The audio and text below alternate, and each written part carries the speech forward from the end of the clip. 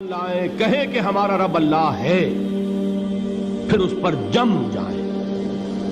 ان پر فرشتوں کا نزول ہوتا ہے، نہ کوئی غم کرو نہ خوف، خوشیاں مناؤ جنت کی جس کا تم سے وعدہ کیا گیا تھا۔ اللہ کی ربوبیت پر اطمینان جب انسان کو ہو جاتا ہے، میرا رب اللہ ہے، ربی اللہ، انسان کے لیے نہ کوئی کھٹکا، نہ کوئی خطرہ، نہ کوئی خوف، نہ کوئی حزن۔ جو کچھ ہو رہا ہے کس کے اذن سے ہو رہا ہے؟ اللہ کے اذن سے۔ اللہ کے اذن کے بغیر پتہ تک نہیں ہلتا۔ یہ کوئی اندھا بہرا مادہ نہیں ہے جس سے مجھے کوئی خوف ہو۔ اندھا بھینسا چلا آ رہا ہو اس سے تو ڈرنے کا ہر انسان کو ڈرنا چاہیے، نہ معلوم کس کو ٹکر مار دے۔ لیکن نہیں، اس کائنات کو چلانے والا ایک سمیع و بصیر خدا ہے، وہ جو میرا دوست ہے، میرا ولی ہے۔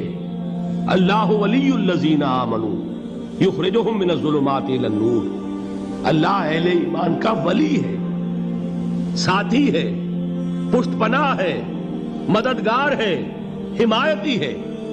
بتائیے جسے یقین ہو جائے کہ اللہ میرا مددگار، اللہ میرا محافظ، اللہ میرا پشت پناہ، اللہ میرا حمایتی، اس کے لیے کوئی خوف ہوگا؟ اس سے کوئی ڈر ہوگا؟ میں مثال دیا کرتا ہوں ایک بہت سادہ، پنجاب کے دیہات کی۔ وہ بڑا چودھری ہے اور کوئی غریب کسان ہے۔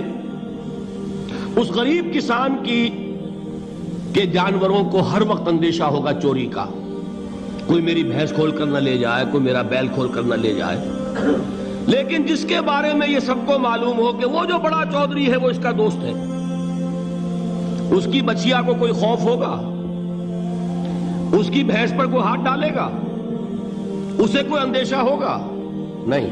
کیوں؟ کہ وہ بڑا چودھری، بڑا اس کا یہاں کا سردار، جاگیردار، سب کو معلوم ہے وہ میرا دوست ہے، کوئی میرے خلاف اقدام نہیں کر سکتا۔ اس دنیا میں یہ چھوٹی سی بات اگر آپ کے دلی اطمینان اور سکون کا باعث بن سکتی ہے تو ذرا تصور کیجئے۔ میں لفظ تصور استعمال کروں گا صرف اس لیے کہ اس کا ہم جس کو کہتے ہیں ادراک اور شعور کر نہیں سکتے، اگر کے ساتھ کر سکتے۔ اگر یقین ہو کہ اللہ میرا مددگار اور یقین ہو کہ اللہ ہر آن میرے ساتھ ہے، پھر کوئی خوف؟ کس کا خوف؟ کوئی شے اللہ سے بالا تر ہے؟ کوئی قوت اس سے زیادہ طاقتور ہے؟ کوئی اس کے ارادے کو بدلنے والا ہے؟ کوئی اس کی مشیت کے آڑے آنے والا ہے؟ یہی بات ہے جو حضور نے فرمائی۔ یہ ایمان کا حاصل ہے لب لباب،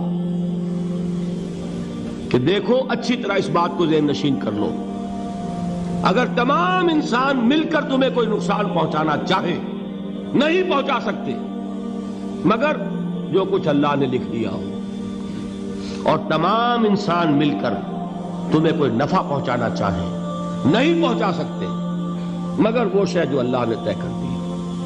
آپ پھر میں کہوں گا ذرا طاری کیجئے، اسے فرض کیجئے، اسے سوچئے۔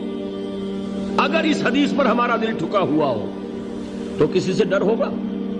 یہ مجھے نقصان نہ پہنچا دے، یہ میری رپورٹ خراب نہ کر دے، یہ میری انکریمنٹ نہ رکوا دے، یہ میرا یہ نہ بگاڑ دے، یہ میرے یہ نقصان نہ پہنچا دے۔ اس کا ڈر، اس کا ڈر، اس کا خوف، اس کی خوشامد، اس کے لیے جا کر طرح طرح سے اپنی عزت نفس کو ذلیل کروانا اس کے سامنے، یہ سب کچھ کیوں کرتا ہے انسان؟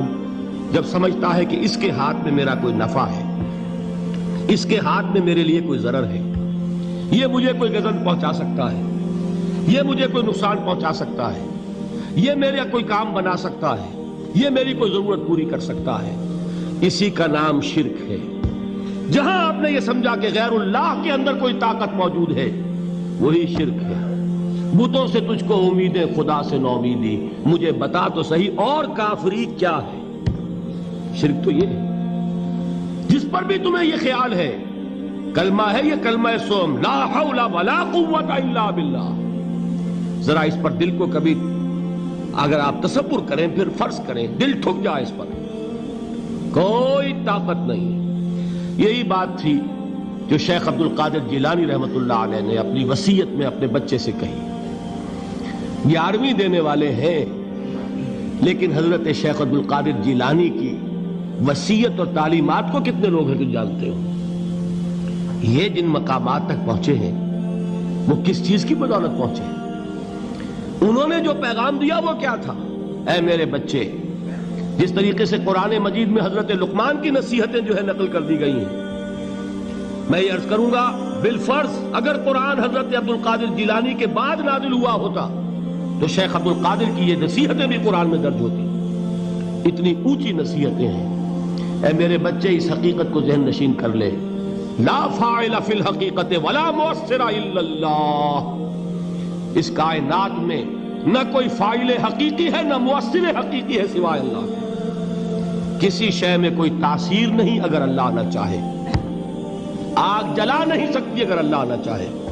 پانی ڈبو نہیں سکتا اگر اللہ نہ چاہے. زہر ہلاک نہیں کر سکتا اگر اللہ نہ چاہے. کوئی چیز فائدہ نہیں پہنچا سکتی اگر اللہ نہ چاہے. تو در در پہ کیوں سر جھکاتے ہو؟ در در پر کیوں جبیں سائی کرتے ہو؟ سب کے سامنے کیوں ہاتھ پھیلاتے ہو؟ ایک اللہ سے مانگو. حضرت موسیٰ علیہ السلام سے یہ تورات کی تفصیل ہے. قرآن میں صرف اتنا آیا ہے، پریشان ہو کر انہوں نے کہا انا لمدرکون، موسیٰ ہم تو پکڑے گئے. اس وقت موسیٰ کا جواب کیا ہے؟ کلا ان معی ربی سیہدین. نہیں، میرے ساتھ میرا رب ہے، وہ راستہ دے گا. بتائیے کہاں راستہ نظر آ رہا ہے؟ یہ ہے ایمان بالغیب. راستہ نظر نہ آئے تب اللہ پر یقین ایمان ہے. جیب میں پیسے ہوں اور تب دل کو اطمینان ہے تو ایمان کس پر ہوا؟ پیسے پر، اللہ پر نہیں. جب وسائل و ذرائع نہ ہوں اور پھر یقین ہو کہ اللہ مسبب الاسباب ہے، وہ اسباب کا پابند نہیں ہے، وہ اسباب کا محتاج نہیں ہے، اسباب اس کے محتاج ہیں. اگر یہ یقین ہے تو اللہ پر ایمان ہے. یہ نہیں ہے تو تمہارا ایمان اسباب پر ہے، وسائل پر ہے، ذرائع پر ہے، مادیات پر ہے، اللہ پر نہیں. اس وقت کہاں راستہ تھا؟ کوئی راستہ تھا؟ سمندر ہے اور ادھر سے لشکر آ گیا ہے. کلا ان معی ربی سیہدین. اب دیکھیے، ایمان کہہ دینا آسان ہے، ہوا معکم اینما کنتم، جہاں کہیں بھی تم ہوتے ہو اللہ تمہارے ساتھ ہوتا ہے. لیکن اس کا یقین قائم ہو جائے تو زمین و آسمان کا فرق واقع ہو جائے.